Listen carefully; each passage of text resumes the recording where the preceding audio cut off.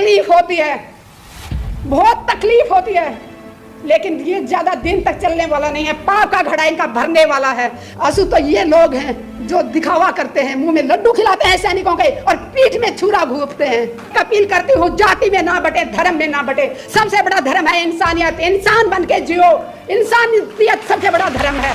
देश के सैनिकों के लिए एक ही बात कहूंगी, मुझे भारतीय सैनिकों के ऊपर गर्व है और मैं गर्व करती हूँ कि मैं एक भारतीय सैनिक की पत्नी हूँ और एक किसान की बेटी हूँ। और जिसने कारगिल में अपना खून बहाया, दुश्मन से लड़ाई लड़ी, उसकी पत्नी को भी उन्होंने नंगा करके घुमाया। शर्म आनी चाहिए, सत्ता में बैठे लोगों को शर्म आनी चाहिए, खासकर जिस पार्टी की महिलाओं को शर्म आनी चाहिए।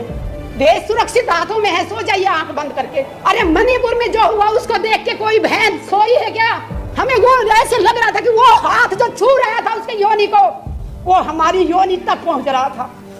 दिल रो रहा था कि उस हाथ को काट के फेंक दें। बहुत देर तक इन्होंने धर्म के नाम पे लड़ा लिया, जाति के नाम पे लड़ा लिया, बट अब देश जाग चुका है। ऐसी हालत करने की तैयारी कर रखी है देश की सरकार ने। और प्रधानमंत्री जी कब तक भागोगे देश के? प्रधानमंत्री जी अपने लिए 8,000 करोड़ का जहाज खरीद सकते हैं, लेकिन देश के सैनिक अगर उनसे जहाज मांगते हैं कि उनको खतरा है रोड से जाने से, तो पुलवामा जैसी घटना करने पे मजबूर किया जाता है सैनिकों को। मुझे दुख इस बात का होता है कि जो हमारे नेशनल चैनल हैं वो सब के सब अपना जमीर बेच चुके हैं। मैं उनसे पूछना चाहती हूँ, मोदी जी सदा कुर्सी पे नहीं रहने वाले। जिस दिन वो कुर्सी से चले जाएंगे, क्या तुम्हें लगता है तुम चैनल ढंग से चला पाओगे? आज जनता भूखी मर रही है, बेरोजगारी इतनी चरम पे है, भूखमरी इतनी चरम पे है, महिलाओं को नंगा करके घुमाया जा रहा है और हमारे चैनल में बैठे लोग अपना जमीर बेच के मुंह बंद करके बैठे हुए हैं। जब इस देश का इलेक्शन हुआ था 2014 में, हम बहुत खुश हुए थे कि हमारे देश को एक बहुत अच्छा प्रधानमंत्री मिलने जा रहा है। हमारे साथ उस टाइम भी बहुत बड़ा धोखा किया।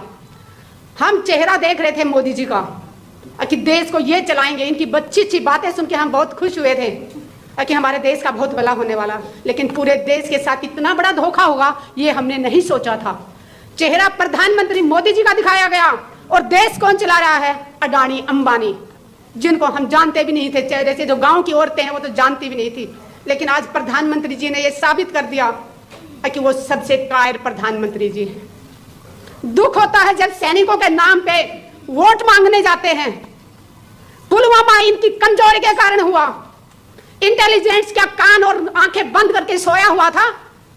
अगर वो ईमानदारी से अपना काम नहीं कर रहा था तो सरकार क्या कर रही थी? और अगर इंटेलिजेंस ने अपनी रिपोर्ट दी थी तो वो किसको दी थी? और उसके बाद सरकार में बैठे लोगों ने संज्ञान क्यों नहीं लिया उस पर?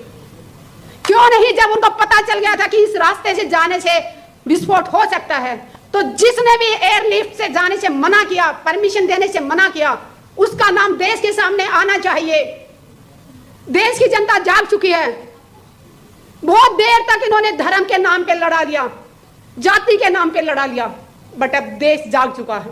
देश के समझ में आ गया है, अगर आप भी नहीं बोले तो हम बोलने लायक ही नहीं रहेंगे। ऐसी हालत करने की तैयारी कर रखी है देश की सरकार ने कि हम सिर्फ दो टाइम की रोटी मांगने के लिए हाथ फैलाएं ताकि हम अपने हकों की आवाज ना उठा सकें। जवान शहीद होते हैं उस दिन उसके घर में खूब सारे लोगों का आना जाना, सुबह से शाम तक लाइन लगी रहती है, लेकिन उसके बाद उस विधवा को अपना जिंदगी कैसे बसर करती है, किस तरह अपने बच्चों को पढ़ाती है, ये देखने वाला कोई नहीं होता। उस बहन को, विधवा को अपनी पेंशन लागू करवाने के लिए सरकारी दफ्तरों के एक साल तक चक्कर काटने पड़ते हैं। हम बहुत बार रक्षा मंत्रियों से मिले हैं। मनोहर पारिकर जी थे तब भी मीटिंग होती थी, सीतारमन जी थे उनसे भी मीटिंग हुई, हमारे ये राजनाथ जी हैं इनसे भी मीटिंग हुई, लेकिन हमेशा वादा किया जाता है कि हाँ हम सब ये किया जाएगा, लेकिन ना कोई विधवाओं की सुनने वाला है ना कोई जवानों की सुनने वाला है। और जवान विधवा की बात मैं इसलिए कर रही हूं, मैंने उन वीर नारियों को बहुत नजदीक से देखा है। मैंने उन वीर नारियों की बहुत तकलीफ देखी थी, तभी मैं जंतर मंतर पे माँ बाप की कसम खा के धरने पे बैठी थी जन सतवीर के साथ। आप में से शायद कुछ लोग जानते भी होंगे, मैं 1 मिनट लेके अपना बताना चाहूंगी। मैंने 810 दिन रिले हंगर स्ट्राइक किया था। एक टाइम खाना खाती थी 24 घंटे में, सुबह से शाम तक सिर्फ प्लेन पानी पीती थी, और उसके बाद 11 दिन तक मैंने आमरण अनशन किया था। और वहां पे बैठी थी तो माँ बाप की कसम खा के बैठी थी, किसान की बेटी हूं और एक सैनिक की पत्नी हूं तो पीछे हटने वाली नहीं थी। आईसीयू में पहुंच गई थी। 4 दिन तक मैं आरआर हॉस्पिटल में रही और मुझे बलात्कार की धमकी दी गई। और जब मैं एफआईआर दर्ज कराने जाती हूँ, उस थाने की महिला एसएचओ कहती है कितने चक्कर काटोगी, छोड़ दो, ऐसे तो धमकियां मिलती रहती हैं। मैंने कहा जितने भी चक्कर काटने पड़े, जिसने मुझे बलात्कार की धमकी दी मैं उसको जेल भेज के रहूंगी। आप यकीन मानेंगे 14 महीने बाद मेरी एफआईआर दर्ज की। मैं दिल्ली की बात कर रही हूं, और वो भी तब मैं महिला आयोग गई, साइबर क्राइम गई, दोनों तरफ से दबाव पड़ा। उसके बाद 14 महीने बाद वो एफआईआर दर्ज की, और उसके बाद आज 30,000 कोर्ट में केस चल रहा है। आज तक नहीं ढूंढ पाए कि वो इंसान कौन था जो एक आर्मी ऑफिसर की पत्नी को बलात्कार की धमकी दे रहा था। देश सुरक्षित हाथों में है, सो जाइए आंख बंद करके। अरे मणिपुर में जो हुआ उसको देख के कोई बहन सोई है क्या? हमें वो ऐसे लग रहा था कि वो हाथ जो छू रहा था उसके योनि को, वो हमारी योनि तक पहुंच रहा था। दिल रो रहा था कि उस हाथ को काट के फेंक दें। और जिसने कारगिल में अपना खून बहाया, दुश्मन से लड़ाई लड़ी, उसकी पत्नी को भी उन्होंने नंगा करके घुमाया। फिर कहते हैं कि मोदी है तो मुमकिन है। शर्म आनी चाहिए, सत्ता में बैठे लोगों को शर्म आनी चाहिए, और खासकर जिस पार्टी की महिलाओं को शर्म आनी चाहिए। अरे वो इतनी गुलाम है कि इस पार्टी की, एक महिला होने के नाते उन्होंने एक शब्द नहीं बोला। चाहे वो पहलवानों को घसीटा गया हो, चाहे किसानों के ऊपर, जिंदा किसानों के ऊपर गाड़ियां चढ़ा दी गई हो।